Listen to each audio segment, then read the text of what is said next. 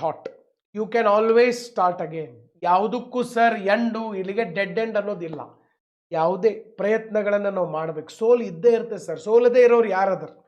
Okay, ಈಗ D Gukesh 18ನೇ ವಯಸ್ಸಿಗೆ ವರ್ಲ್ಡ್ ಚೆಸ್ ಚಾಂಪಿಯನ್ಶಿಪ್ ಆದರು, ಬಟ್ ಸೋತಿಲ್ಲೇನು ಸರ್, ಲಾಸ್ಟ್ ಟೈಮ ಸೋತರು.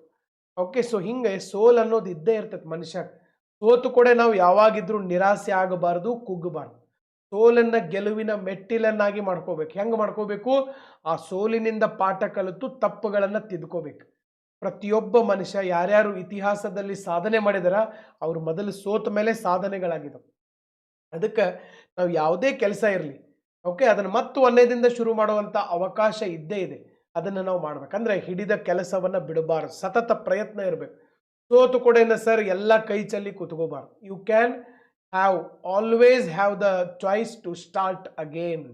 ಇನ್ನೊಮ್ಮೆ ಶುರು ಮಾಡುವಂಥ ಒಂದು ಅವಕಾಶ ಎಲ್ಲರಿಗೂ ಇದ್ದೇ ಇದೆ. ಅದಕ್ಕಾಗಿ ಯಾವಾಗಲೂ ಕೂಡ ಸೋಲಾಯಿತು, ಹಿನ್ನಡೆ ಆಯಿತು ಅಂತ ಕೈ ಕಟ್ಟಿ ಕುತ್ಕೋಬಾರ್ದು. ಮತ್ತೊಮ್ಮೆ ಹೋರಾಟವನ್ನು ಮಾಡಲೇಬೇಕು. ಓಕೆ, ಒಂದು ಕಾಲದಾಗ ಸರ್ 2016-17ರಾಗ ಏರ್ಟೆಲ್ದವರು 3G ಒಳಗಿದ್ರು, 4G ಗೊತ್ತಿರಲಿಲ್ಲ. ಜಿಯೋದವ್ರು ಒಮ್ಮೆ 4G ತೊಗೊಂಬಂದ್ಬಿಟ್ರು.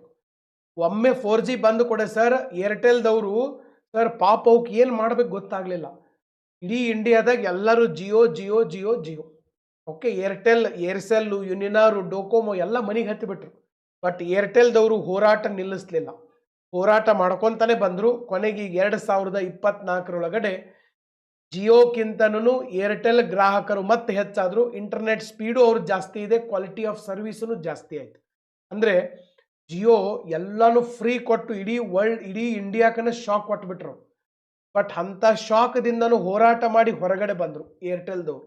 ಏರ್ಟೆಲ್ ಜಿದ್ದಿ, ನಾವು ಬಿಡಂಗಿಲ್ಲ. ನಾವು ಮಾರ್ಕೆಟ್ನಾಗ ಸರ್ ಒಂದು ಬೆಸ್ಟ್ ಪ್ಲೇಯರ್ ಇದ್ದವ್ರು, ನಾವು ಇದನ್ನು ಬಿಟ್ಟು ಕೊಡೋದಿಲ್ಲ.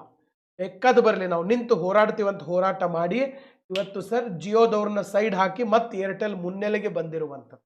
That is the spirit, that is the bounce back. ಅದು ನಮ್ಮಲ್ಲಿ ಇರಬೇಕು ಯಾವಾಗಿದ್ರು. ಓಕೆ, ನನ್ನ ಪಾಯಿಂಟು ನಿಮಗೆ ಅರ್ಥ ಆಗಿದೆ ಅಂತ ಹೇಳಿ ನಾನು ಭಾವಿಸ್ತಾ ಇದ್ದೀನಿ.